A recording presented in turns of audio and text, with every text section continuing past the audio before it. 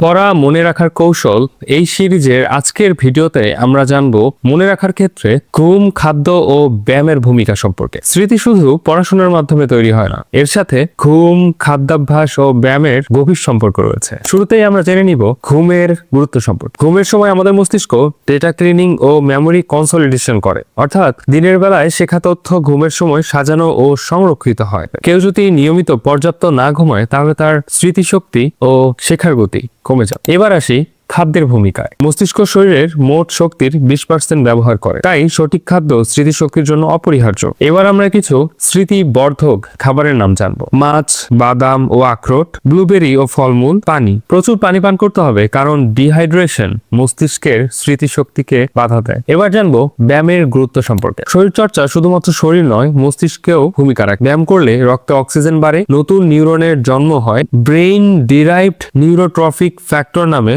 এক প্রোটিন নিঃসৃত হয়, যা স্মৃতি ও শেখার ক্ষমতা বৃদ্ধি করে। পরের ভিডিওতে আমরা পড়া মনে রাখার কৌশলের অন্য কোনো পদ্ধতি সম্পর্কে জানবো। সাবস্ক্রাইব আর ফলো দিস চ্যানেল।